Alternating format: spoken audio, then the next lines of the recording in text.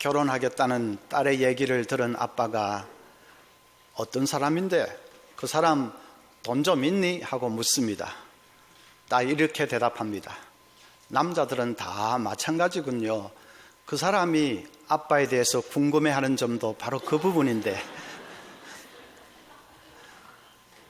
그런 아빠의 그런 사위까지 봐놓으면 그 집안이 참 볼만하겠지요. 그리스도인은 재물에 대해서 어떤 자세를 가져야 할까요? 예로부터 교회 안에 이 재물에 대한 양극단적인 태도가 존재해 왔습니다. 하나는 재물을 사랑하고 숭배하는 것입니다.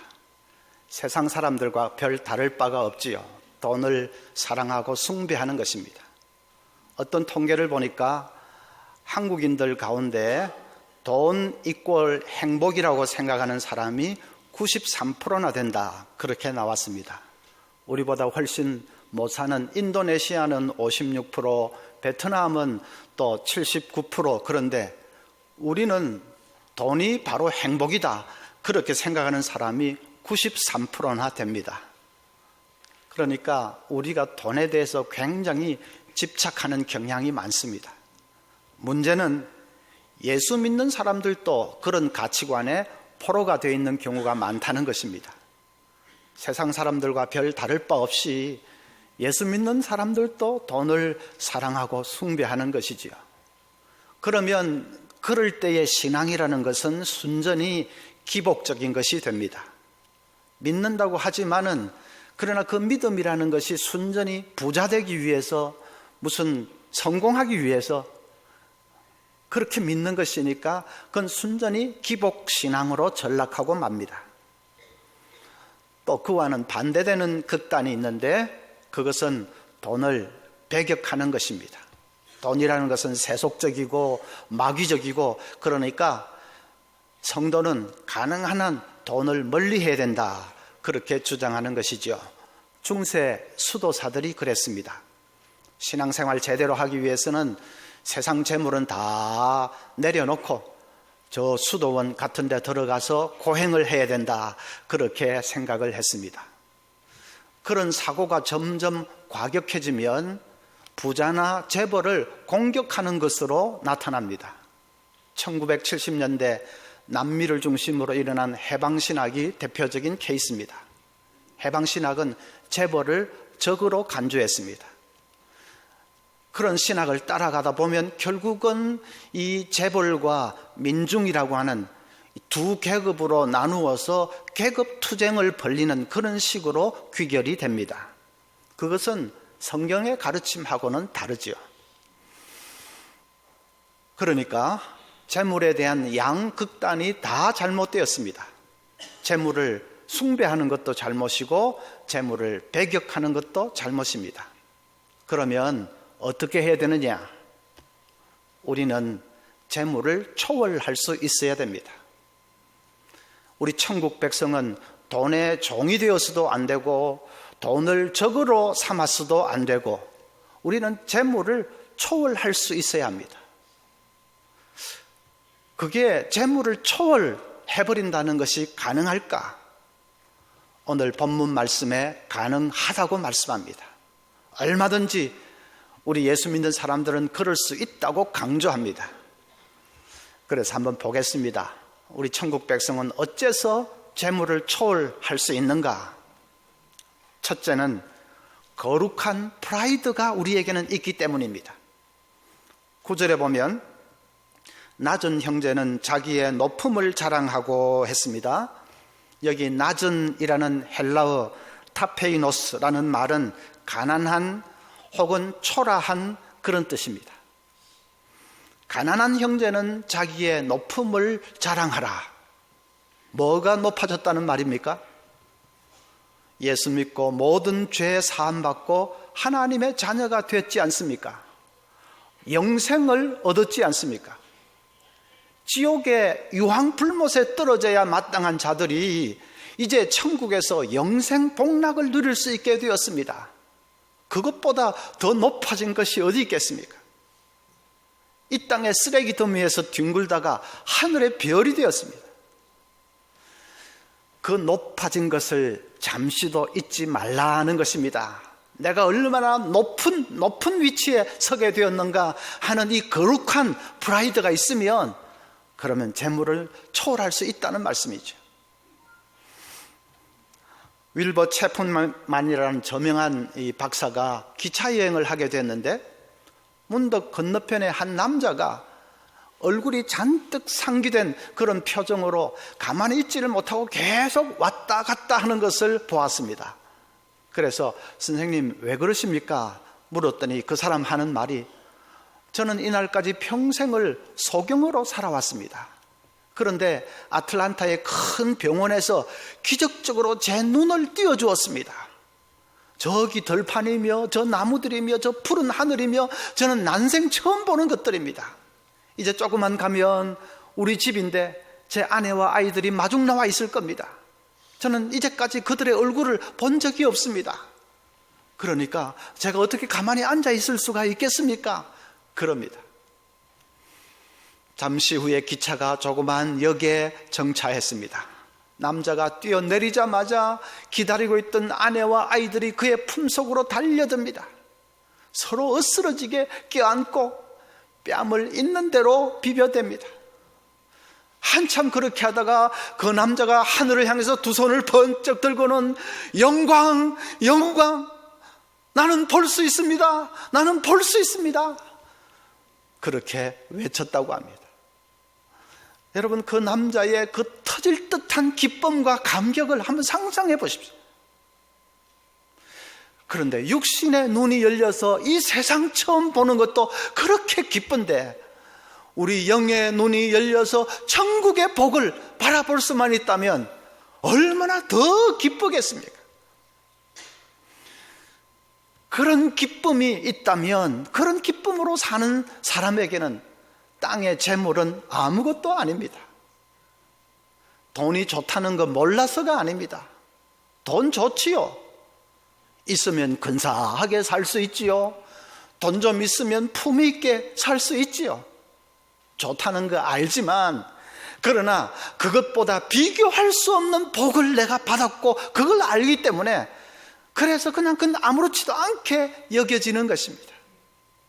바울 사도가 그랬지 않습니까? 빌립보서 3장 8절에 보면 또한 모든 것을 해로 여기면 내 주 그리스도 예수를 아는 지식이 가장 고상하기 때문이라 내가 그를 위하여 모든 것을 잃어버리고 배설물로 여기면 했습니다.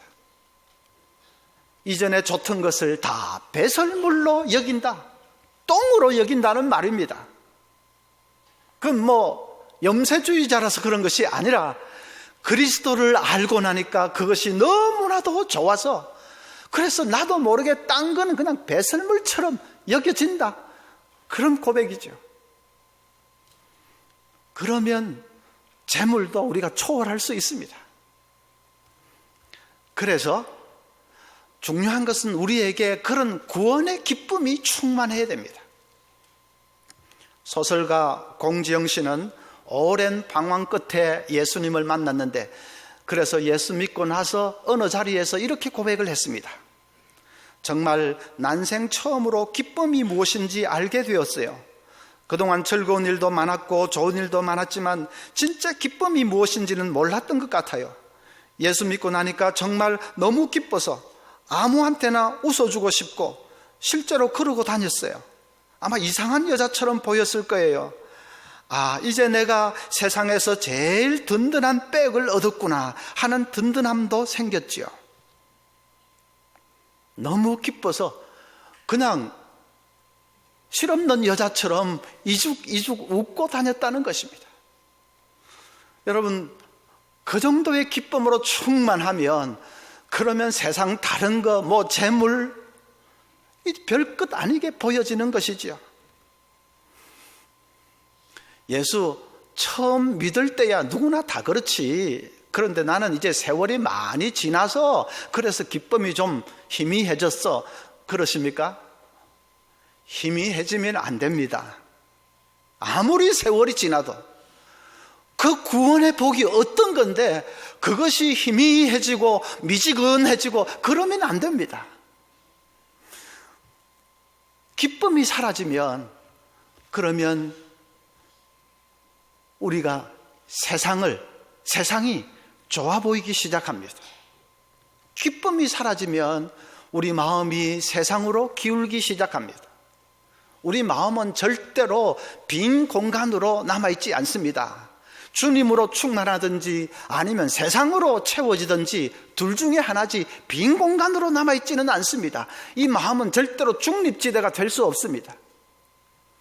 그래서 여기에 기쁨이 사라지면 그러면 즉시로 세상이 허물허물 스며들어오기 시작합니다.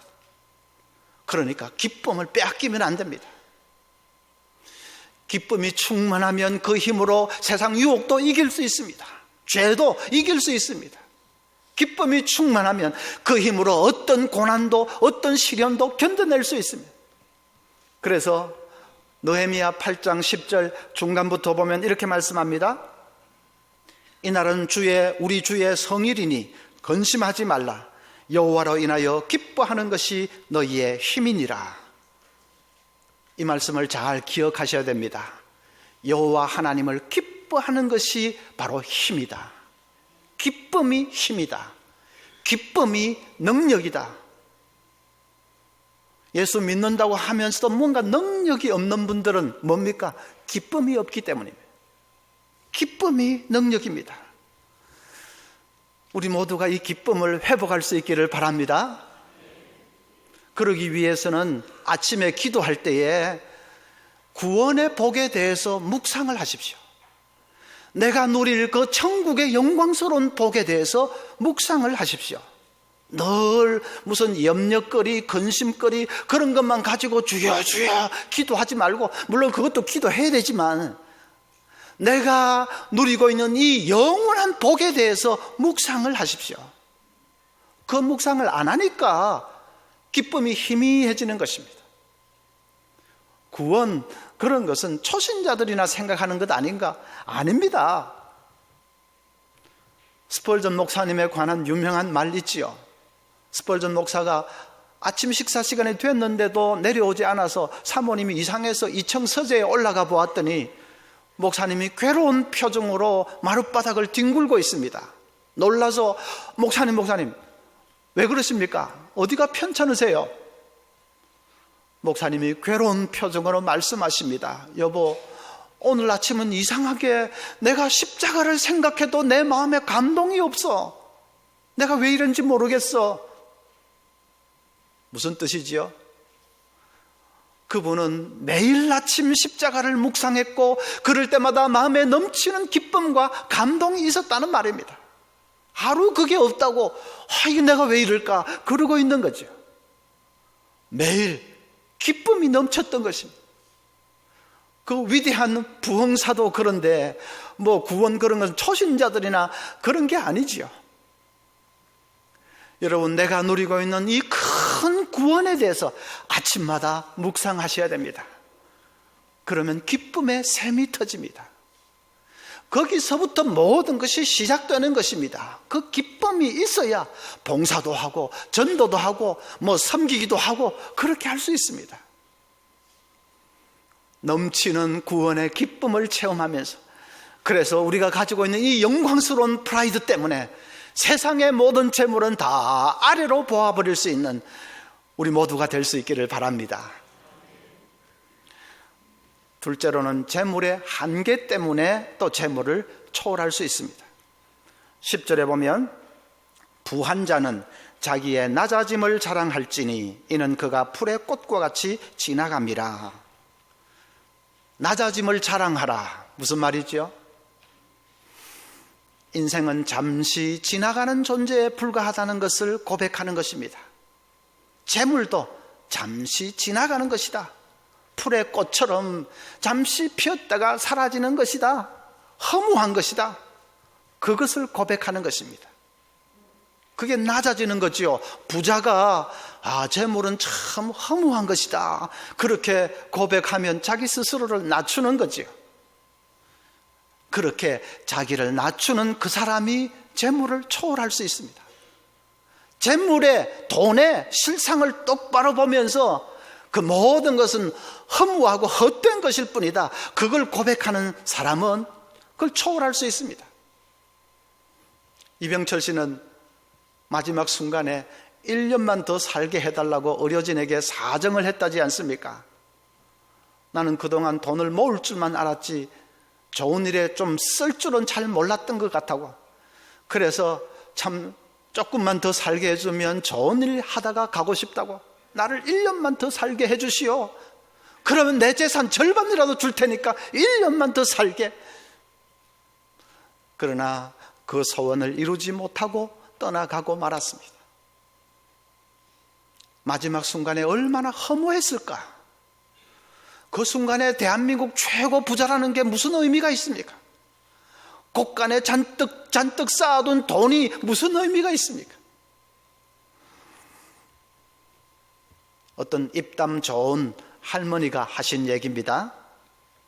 여자 나이 50대면 예쁜 년이나 못생긴 년이나 마찬가지야. 그 나이에 얼굴 반반하다고 해봤자 어디에 써먹겠어. 여자 나이 60대면 배운 년이나 무식한 년이나 마찬가지야. 다 까먹는 것은 마찬가지지. 70대면 서방 있는 년이나 없는 년이나 다를 바 없고 80대 되면 돈 있는 년이나 없는 년이나 마찬가지야. 90대 되면 산 년이나 죽은 년이나 마찬가지지. 호호호.